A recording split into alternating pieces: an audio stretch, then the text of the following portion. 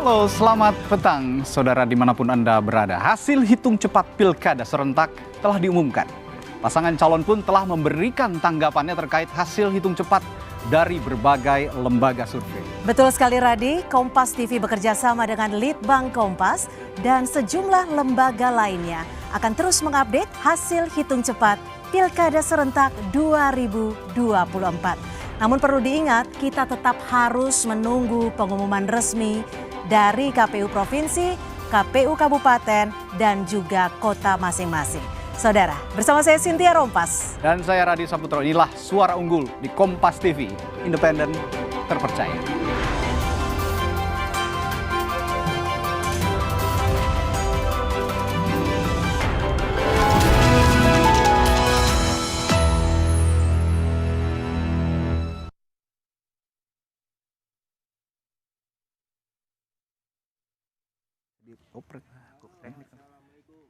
Saudara, calon gubernur nomor urut 1 Ridwan Kamil mengajak seluruh masyarakat untuk tetap menunggu hasil resmi yang dikeluarkan oleh KPU Jakarta.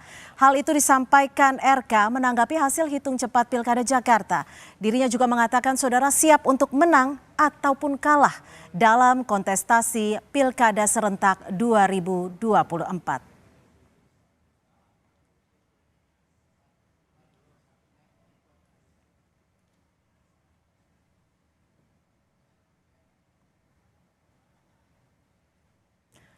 Dan saudara, ini adalah hasil hitung cepat sementara dari berbagai lembaga survei yang disebutkan di mana pasangan calon nomor urut 1 saudara 40,05% dan juga pasangan calon nomor urut 2 Dharma Ponrekun dan Kun Wardana memperoleh hasil hitung cepat sementara 10,49% dan juga paslon nomor urut 3 Pramono Anung dan juga Rano Karno mendapat perolehan suara 49,47%. Dan ini merupakan hasil hitung cepat di Pilkada Jakarta sementara, namun untuk hasil resmi kita tetap masih akan menunggu pengumuman dari KPU Jakarta. Dan berikutnya kita akan lihat hasil hitung cepat di Pilkada Jawa Barat. Ada pasangan calon nomor urut 1 Acep Adang Ruhiat dan juga Gitalis Dwi Natarina yang mendapat perolehan suara sebanyak, kita masih akan menunggu 10,11%. Pasangan calon ini juga diusung oleh PKB. Sementara pasangan calon nomor urut 2 ada JJ Wiradinata serta Ronald Surapraja yang diusung oleh PDI Perjuangan ini mendapatkan perolehan suara sementara sebanyak 9,13%. Lalu pasangan calon nomor urut 3 saudara ada Ahmad Syaiqo dan juga Ilham Akbar Habibi yang mendapat perolehan suara 19,46%. Dan paslon nomor urut 3 ini mendapatkan ataupun didukung oleh Partai Nasdem, PKS dan juga P3. Sementara pasangan calon nomor urut 4 ada Deddy Mulyadi serta Erwan Setiawan mendapat perolehan suara 61,31% yang didukung oleh Partai Gerindra, Golkar, Demokrat, PAN, juga PSI. Namun sekali lagi kami juga menginformasikan bahwa ini adalah hasil hitung cepat sementara. Hasil resminya kita masih akan menunggu pengumuman resmi dari KPU Provinsi Jawa Barat. Selanjutnya kita akan simak Pilkada di Jawa Tengah. Pilkada Jawa Tengah ini kita ada 2 pasangan calon, di mana pasangan calon nomor urut 1 ada Andika Perkasa dan juga Hendrar Prihadi yang diusung oleh Partai PDI Perjuangan. Paslon nomor urut 1 ini mendapat perolehan suara 40,50%. Sementara paslon nomor urut 2 Ahmad Lutfi dan Taj Yassin Maimun yang juga didukung oleh Partai Gerindra, Golkar, PAN, Demokrat, PKS, PSI, P3, Nasdem dan PKB mendapat perolehan suara sementara sebanyak 59,50%. Selanjutnya kita akan bergeser ke Jawa Timur, saudara. Di Provinsi Jawa Timur ini ada 3 pasangan calon. Pasangan calon nomor urut 1 ada Luluk Nur Hamidah serta Lukmanul Hakim yang diusung oleh PKB mendapat perolehan suara sebanyak 8,50%. di mana pasangan ini juga diusung oleh PKB dan paslon nomor urut 2 ada Kofifa Indar Parawansa serta Emil Dardak yang didukung oleh 15 parpol diantaranya Gerindra, Golkar, Demokrat, Nasdem, PAN, PKS, P3 dan PSI ini memperoleh suara sebanyak 58,45%. Sementara paslon nomor urut 3 Tri Risma hari ini serta Gus Hans atau Zahrul Azhar Asumta yang didukung oleh PDI Perjuangan mendapat perolehan suara 33,05%.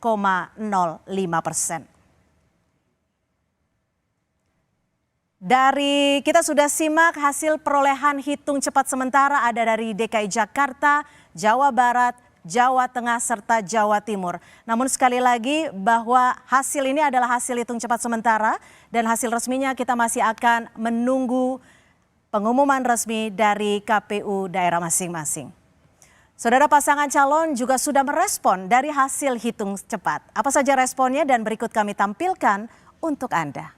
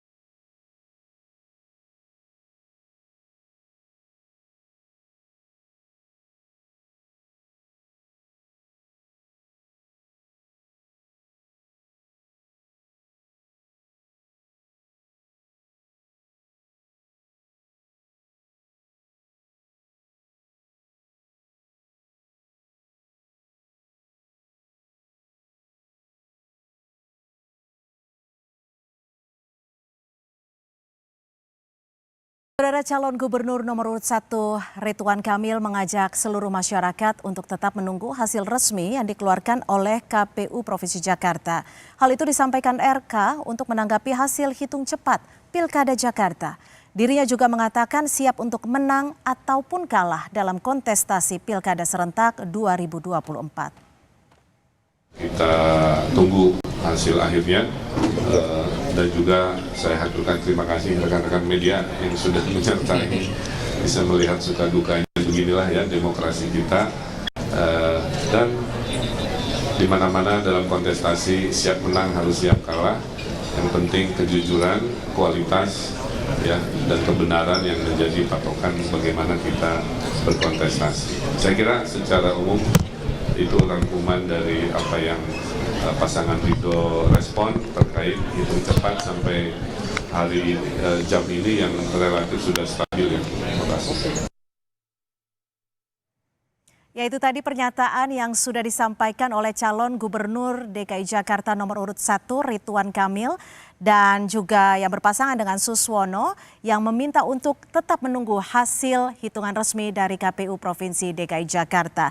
Ridwan Kamil dan Suswono didukung oleh 13 partai politik yang tergabung dalam Kimples, diantaranya Golkar, PKS, Gerindra, Nasdem, P3, PKB, PSI, Demokrat, PAN, Garuda, Gelora, Perindo, serta PBB.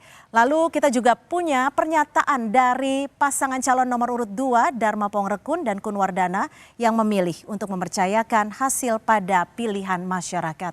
Dharma Kun memastikan apapun hasilnya pihaknya akan menerima.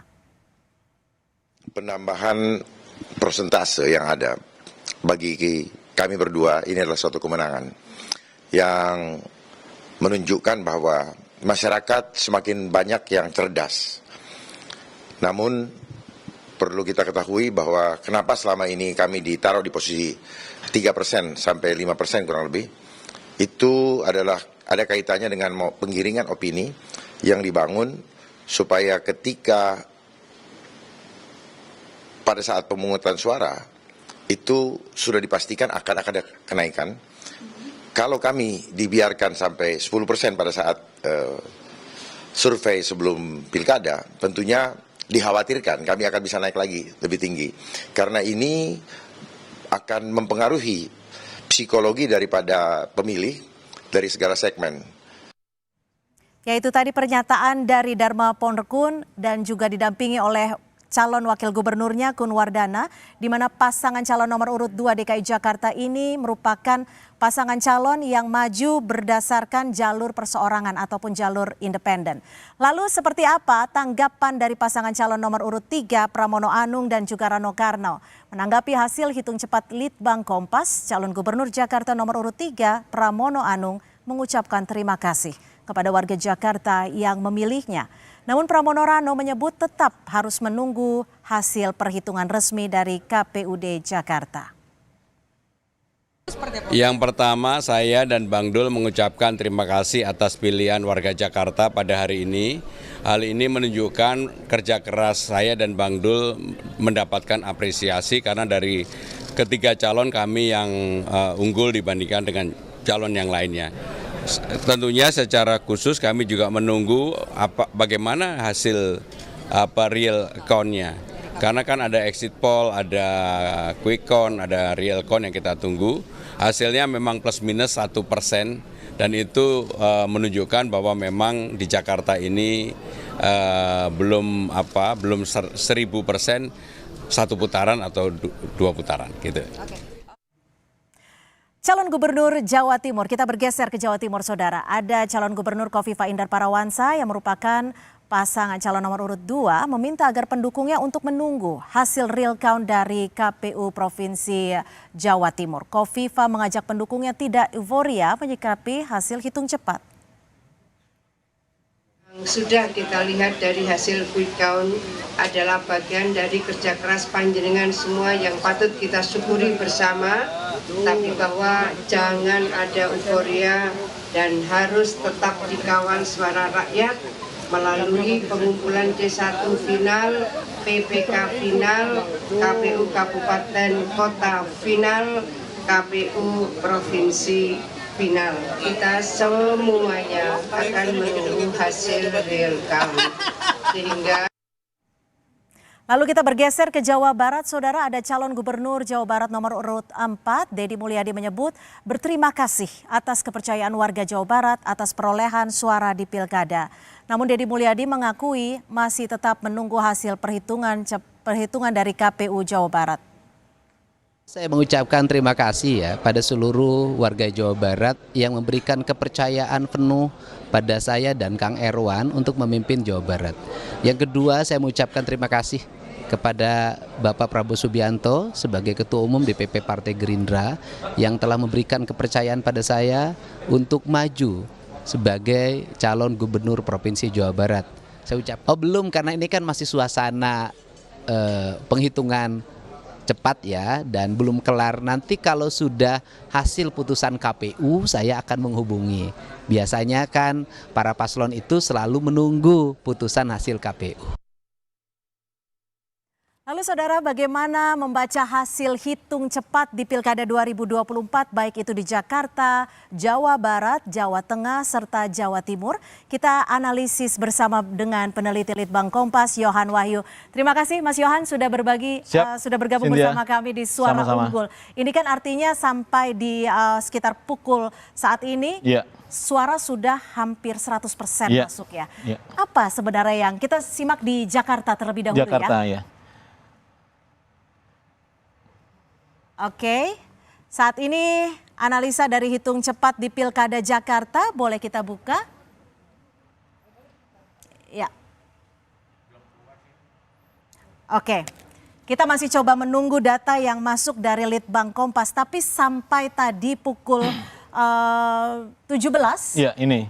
Oke, ini di Jawa Tengah ya? Jawa Tengah dulu. Oke, kita akan simak di Jawa Tengah terlebih dahulu. Data sudah 97,75%, memang hampir 100% dari 400 TPS yang jadi sampel hitung cepat Litbang Kompas menunjukkan pasangan nomor urut 1 40,53%, kemudian pasangan nomor urut 2 59,47%. Jadi memang ada selisih kurang lebih 10% ya antar dua pasangan calon ini.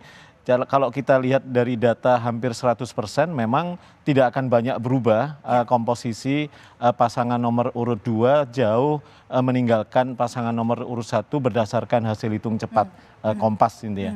Artinya hingga saat ini kita juga masih tetap menunggu perhitungan resmi dari KPU Jawa Tengah di paslon nomor urut 1 40,53%, di paslon nomor urut 2 59,47%. Kita coba simak di Jakarta. Boleh diklik.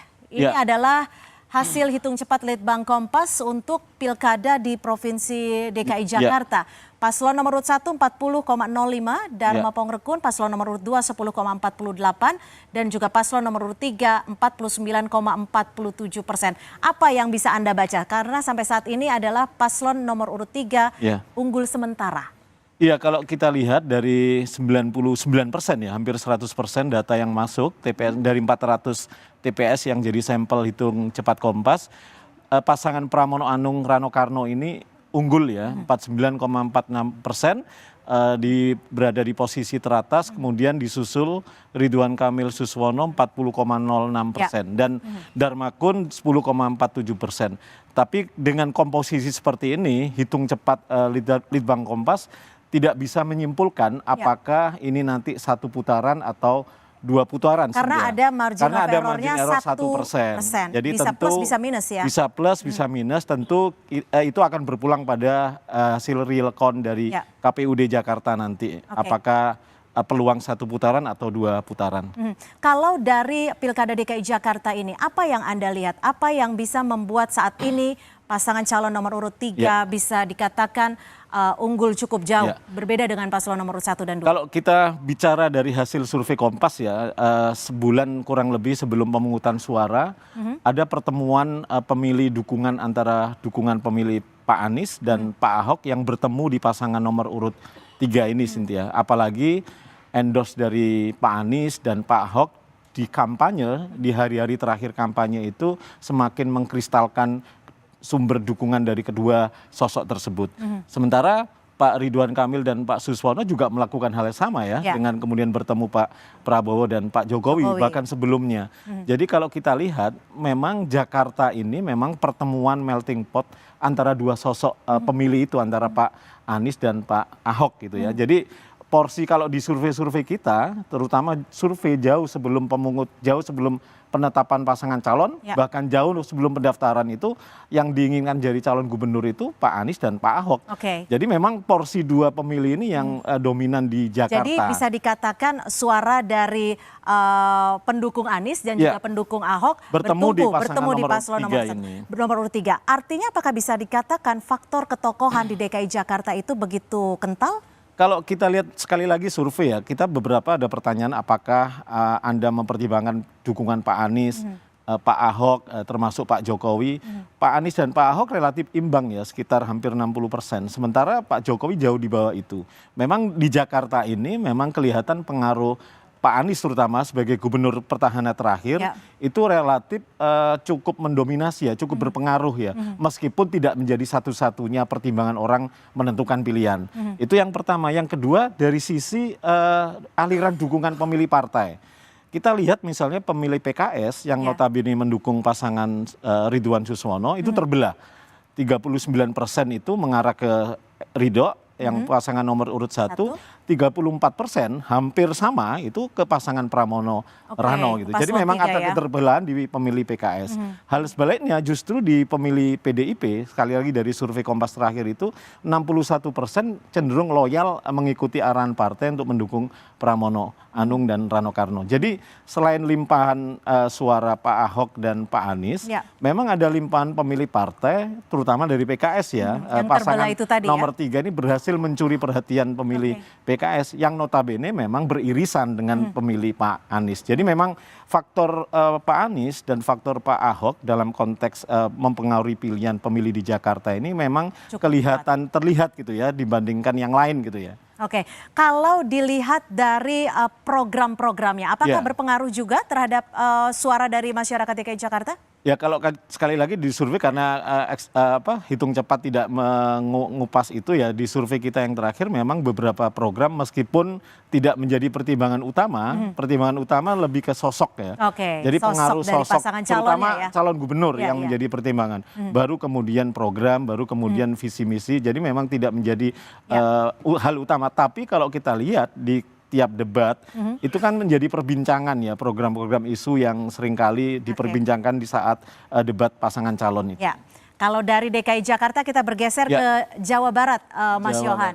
Jawa Barat di sini ada 4 pasangan calon. Nah, ini unggul cukup jauh, sangat signifikan di pasangan calon nomor urut 4, Deddy Mulyadi dan juga Erwan Setiawan. Faktor apa saja yang mempengaruhi dari suara-suara ini? Kalau kita lihat ini sebenarnya terbaca ya di survei terakhir kita bahwa pasangan Deddy Mulyadi Erwan Setiawan ini jauh melampaui 3 pasangan calon yang lain.